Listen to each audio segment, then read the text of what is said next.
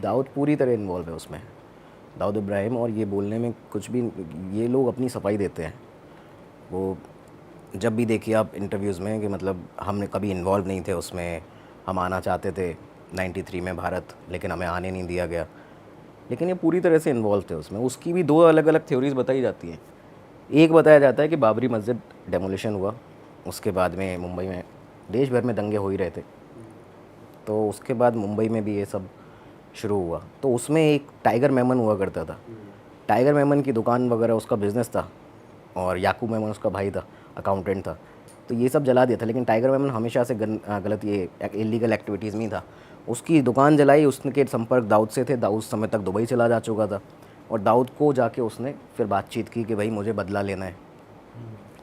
एक थ्योरी बताई जाती है कि दाऊद खुद टाइगर मेमन को यहाँ से हटाना चाहता था, क्योंकि ये भी ना एक बहुत बड़ा स्मगलर बनता जा रहा था। मतलब ये था कि ये जो मुहाजिर माफिया कराची वाले, ये सब इंटरकनेक्टेड है सारे के सारे। तो ये मुहाजिर माफिया के साथ स्मगलिंग करना दाऊद का अच्छा खासा नेक्सस चलता था।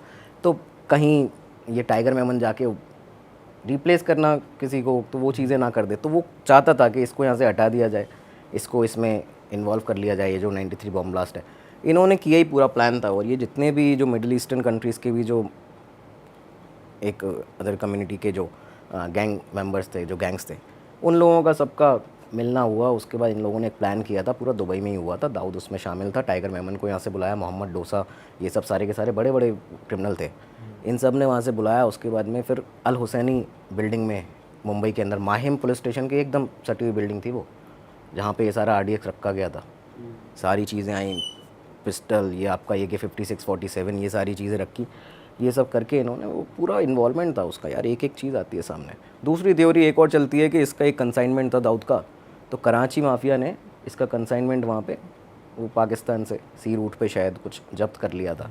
और उसके बाद में इसको कहा था कि भाई ये 93 बॉम्ब ब्लास्ट ये ऐसे ऐसे करना है तुमको, कि तुम्हारा इधर जो डेमोलिशन हुआ बाबरी मस्जिद का, गिराई गई बाबरी मस्जिद, तुम तो कुछ कर ही नहीं रहे, तुम तो कलंक को, मतलब इस तरह से ये सब चीज़ें उसको बोला गया कि अगर चाहिए अपना कंसाइनमेंट उनसे छुड़वाना है। ISI का पूरा इसमें इन्वॉल्वमेंट दिखता है, पाकिस्तान की खुफिया एजेंसी है ना, तो उसका इन्वॉल्वमेंट पूरा पूरा दिखता है कि मतलब उसने लेके दाऊद इब्राहिम को कहा कि आपका कंसाइनमेंट छुड़वा देंगे, आप इसमें इस तरह से प्लॉटिंग वगैरह करा दो। फिर इसने टाइगर मेमन को चूज़ किया, फिर जाके प्लॉटिंग करी, और फिर अल हुसैनी बिल्डिंग, उसका घर था टाइगर मेमन का वो अल हुसैनी बिल्डिंग में, तो उसी के यहाँ रखा हुआ था उसके बेसमेंट के कंपाउंड में। ये सब बहुत लंबा केस पर। तो पर ये 2-3 थ्योरीज है, बट कोई ऑफिशियल कुछ वो नहीं है कंफर्म। ऑफिशियल से एक चीज़ सामने आती है, दोस्त की इन्वॉल्व था, दाऊद इन्वॉल्व था। वो involved कैसे था। पता चलता है?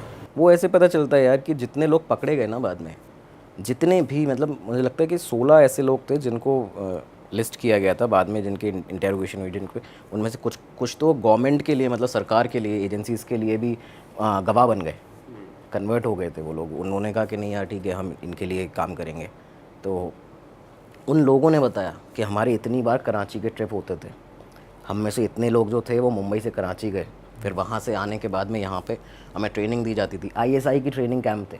अच्छा, वो सारी चीज़ें उन्होंने बताई कि हाँ इस तरह से था। और ये सब पूरा दाऊद इब्राहिम का काम था। वहाँ से इन लोगों ने बुलाया हमें, अनीस इब्राहिम इन्वॉल्व था, सारे इन्वॉल्व थे।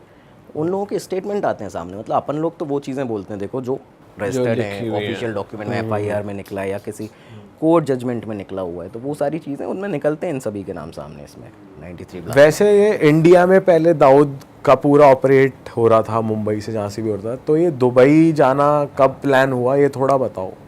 ये कब दुबई कब आया पिक्चर में? ये ऐसे आया था पिक्चर में कि मैंने आपको बताया इकबाल नतीक का जो जर्नलिस्ट थे, उनका मर्डर किया पठान गैंग ने। वो दाऊद के क्लोज थे। अब यहाँ से थोड़ा सा मतलब डीप जाएंगे तो बहुत लंबा शायद एपिसोड भी जा सकता है, तो मैं इसको थोड़ा ऐसे समझा दूंगा आपको ओवरव्यू में कि देखिए इकबाल नतीक वाला हुआ, इसके बाद में पठान गैंग हुआ, इनकी राइवलरी चल रही थी दाऊद इब्राहिम गैंग की। तो उस समय साबिर गैंग हुआ करता था। अब साबिर इसका बड़ा भाई था दाऊद इब्राहिम का। तो उनको इन लोगों ने 81 में साबिर इब्राहिम का अस्कर को प्रभा देवी इलाके, सिद्धि विनायक जो मंदिर है उसके जस्ट सामने पेट्रोल पंप है, हाँ हाँ हाँ, तो हिंदुस्तान पेट्रोलियम का पेट्रोल पंप था शायद उस समय को, वहाँ पे इनको मार दिया था। और वो भी बड़ी भयंकर बहुत बड़ी कॉन्स्पिरेसी थी यार वो। मतलब कि उसमें वो जहाँ पे जाते थे एक जगह रेड लाइट एरिया में, तो वहाँ से एक लड़की थी चित्रा नाम की, नंदा नाम की, उसको साथ में इनके खबर वगैरह दिलवाई और फिर बाद में मार दिया। उसमें मनिया सुरवे का नाम भी सामने आया कि वो भी इन्वॉल्व था पठान गैंग के साथ साबिर को मारने के लिए। अब यहाँ से साबिर को जैसे ही मारा तो साबिर की मौत के बाद ना ये दाऊद इब्राहिम कास्कर का बताते हैं कि ये बहुत एक्सट्रीम वाइल्ड हो गया था। मतलब इसने कहा कि अब तो मैं नहीं छोड़ने वाला किसी को, जो मूवी में भी दिखाया गया है। मूवी में कुछ चीज़ें एग्जैक्ट दिखा दी जाती हैं कि हाँ ये चीज़ हुई। यहाँ से फिर इन लोगों ने क्या किया, पहले उसने करीम लाला के एक भाई थे रहीम पठान, उनको मारा। फिर ये इनकी गैंग राइवलरी शुरू हो गई, उनको मारा। उसके बाद उसने बाकी अपने गैंग को ख़त्म करना शुरू किया। और उसके बाद में फिर जाके फाइनली ये जो आगे बात आती है कि आपने अभी जिसका जिक्र दुबई। किया था, हाँ दुबई जाना। समद खान आखिरी बचा था।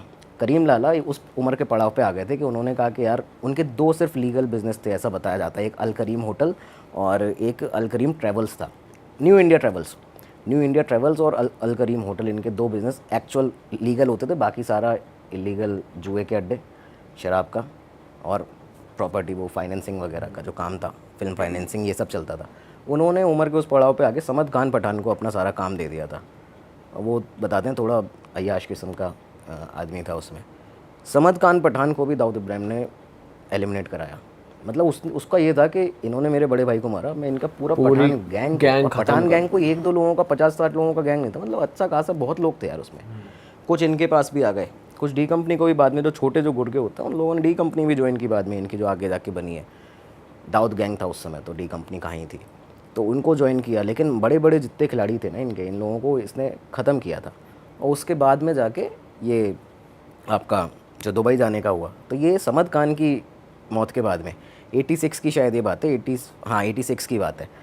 तब मुंबई पुलिस पहली बार मतलब प्रॉपरली जो दाऊद के पीछे लगी थी वो उस टाइम लगी थी, जब इसको लगा, एक्चुअल में लगा कि भाई अब तो मेरा ही नंबर बचा है, मतलब अब तो कौन ही बचा है, सबको मैंने ख़त्म कर दिया। उस टाइम पे एक्चुअल में सबको ख़त्म कर चुका था यार। मतलब माया डोलस, एक शूट आउट एट लोखंड वाला मूवी बनी है विवेक ओबरॉय। हाँ, तो विवेक ओबरॉय ने उसमें माया डोलस का कैरेक्टर किया है और तुषार कपूर ने ना दिलीप बुआ का किया है।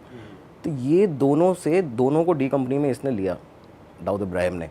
और प्लस उस टाइम पे क्या किया गया था कि जो राइवल जो दोनों गैंग थे, अशोक जोशी गैंग, अरुण गवली गैंग और एक रमा नायक का गैंग होता था। तो दिलीप बुआ से तो रमा नायक का बॉडीगार्ड होता था दिलीप बुआ, उसी से बॉडीगार्ड से ही उसको मरवा दिया था।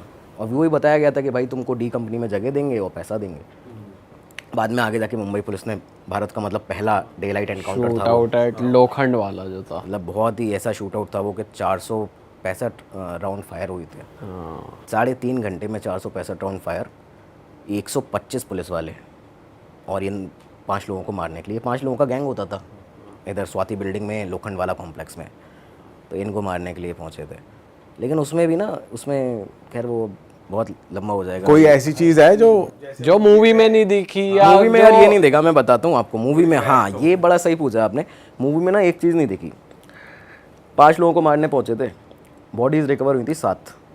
अच्छा, हाँ, अरे वाह, आपने ये वीडियो यहाँ तक देख ली भाई, तुमने हमारी मेहनत सफल कर दिया। तुम ही लोग हो असली रियल हिट। और अगर आपको बहुत मज़ा आ रहा है ऐसी क्लिप्स में, ऐसी वीडियोस में, तो फटाफट जाइए प्लेलिस्ट पे, बिंज वॉच कीजिए और सारी वीडियोस देख डालो और मौज काटो। That is it. हम मिलेंगे नए पॉडकास्ट में, नए क्लिप में। Till then bye bye, see you, take care, do subscribe.